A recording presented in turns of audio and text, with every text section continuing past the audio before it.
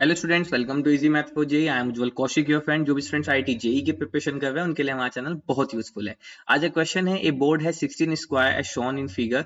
Out of these 16 squares 2 squares are chosen at random. The probability that they have no side in common. तो ऐसा same question 2022 में आया था। That's a very interesting question. तो चलिए समझते हैं। वहां पे चेस बोर्ड के लिए आया था, 64 स्क्वायर्स थे। ठीक है, तो अब यहाँ पे हमें गिवन हमें है कि नो साइड कॉमन। तो हम इसका नेगेशन फाइंड करेंगे कि ऐसे स्क्वायर जो साइड कॉमन करते हैं। तो हम सबसे पहले केसेस लेते हैं। Cases when two squares have common side। ठीक है, तो यानी कि हम बात कर रहे हैं कॉर्नर वाले अपने स्क्वायर्स की। हम हमेशा कॉर्नर से शुरू करते हैं। अब देखो, जैसे ही ये कॉर्नर वाला मैंने स्क्वायर चूज किया तो इसके कॉरस्पॉन्डिंग ये दो स्क्वायर्स हैं जिनकी कॉमन साइड है। ठीक है, तो इसके कॉरस्पॉन्डिंग दो स्क्वायर्स हैं they when they have a common side. तो यहाँ पे मेरा क्वेश्चन हो जाएगा, तो यहाँ से केसेस क्या आ जाएंगे। देखो, तो टोटल मेरे पास कितने हैं, ऐसे 4 हैं स्क्वायर्स कॉर्नर वाले। ठीक है, जिनके कॉरस्पॉन्डिंग दो दो स्क्वायर हैं जो साइड कॉमन कर रहे हैं।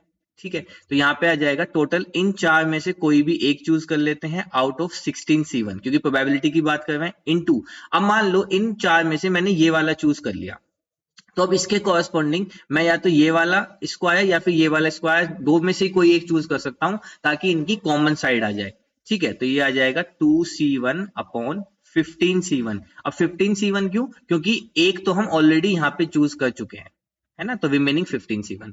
चलो अब इसी तरह से आगे चलते हैं। अगला केस बनेगा when 3 squares have common side. अब देखो, जब 3 स्क्वायर्स कॉमन साइड होंगी कैसे, वो कौन कौन से स्क्वायर्स होंगे। तो कॉर्नर वाले हमने कर लिए। अब उसके बाद जो कॉर्नर के बचते हैं लेकिन कॉर्नर के अलावा, यानी कि लास्ट कॉलम लास्ट रो में जो बचेंगे आपके। ठीक है, तो हम बात कर रहे हैं इन वाले स्क्वायर्स की। ठीक है, अब देखो इसमें से मान लो मैंने ये वाला स्क्वायर देखा, तो इसके कॉरस्पॉन्डिंग एक तो ये स्क्वायर है, एक ये स्क्वायर है और एक ये स्क्वायर है जो यहाँ पे साइड कॉमन कर रहा है। तो ये इनमें से कोई भी चूज कर, मान लो ये मैंने ये चूज किया, तो ये तो यहाँ पे 3 स्क्वायर्स हैं जिनकी कॉमन साइड हो सकती हैं। तो ऐसे अब मेरे पास टोटल स्क्वायर कितने आ गए, 1 2 3 4 5 6 7 8। तो इन 8 में से मैंने कोई भी एक चूज कर लिया आउट ऑफ 16C1 इनटू। अब देखो इन 8 में से मान लेते हैं मैंने ये वाला चूज किया था, चलो ये वाला चूज किया था, तो अब इसके कॉरस्पॉन्डिंग है तो मैं ये चूज कर सकता हूं या ये, तो यानी कि 3C1 अपॉन 15C1। अब आपको समझ आ गया होगा। अब लास्ट ही केस बचता है, एक ही केस बचता है, इसमें हम क्या कहेंगे, when 4 square have common side. ये सिर्फ समझाने के पर्पज से क्वेश्चन इतना बड़ा होता है। जब अगर आपने ऐसा क्वेश्चन कर रखा हो तो विद इन 30 सेकंड 40 सेकंड आप क्वेश्चन को क्लिक करके हिट करके आगे निकल जाते हैं। चलो अब देखो, जब 4 साइड कॉमन होंगी तो अब बेसिकली हम बात कर रहे हैं सिर्फ जो बचे कौन से स्क्वायर में, ये बीच वाले ही तो बचे। देखो सबसे पहले हमने कॉर्नर वाले चूज किए, उसके बाद फिर हमने क्या चूज किए, कॉर्नर लेकिन उनके बीच के। तो अब मेरे पास बचे कौन से, सिर्फ यही बचे ना। तो चलो, तो अब देखो ये वो स्क्वायर्स हैं जिनके साथ 4 स्क्वायर साइड कॉमन करोगे। जैसे मान लो मैंने ये वाला चूज किया, तो इसके साथ एक ये है, एक ये है, एक ये है, एक ये है, तो 4 स्क्वायर हैं जो कॉमन साइड शेयर कर रहे हैं। तो यहां से मेरे पास कितना आ जाएगा, this is equal to, total ये कितने हैं, 4, तो 4 में से कोई एक चूज कर लिया आउट ऑफ 16C1 इनटू। अब इन 4 के लिए भी मेरे पास 4 चॉइस है। जैसे मान लो मेरा यही वाला चूज हुआ है, तो इसके कॉरस्पॉन्डिंग में इन चारों में से कोई एक चॉइस कर लो तो कॉमन साइड आ जाएगी, यानी कि 4C1 अपॉन 15C1।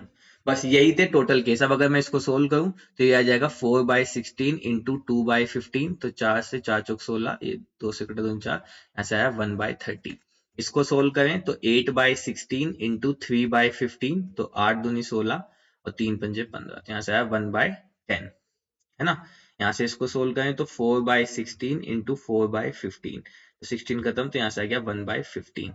तो यहाँ से मेरे पास टोटल जो आ गया, जो कॉमन साइड आ गई वो कितनी आ गई, total squares with common side, उनकी प्रोबेबिलिटी क्या आ गई, 1/30 प्लस 1/10 प्लस 1/15।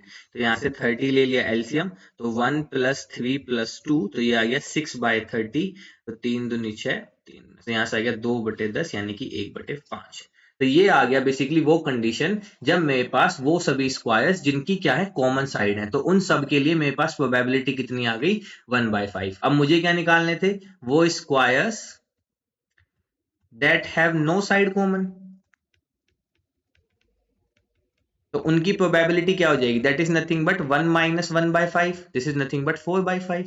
तो प्रोबेबिलिटी भी लिख देता हूं, चलो मैं यहाँ पे probability of squares that have no side common, तो वो क्या हो जाएगा 1 minus squares that have common side, तो यानी कि 4/5, तो यानी कि option 1 is our right answer.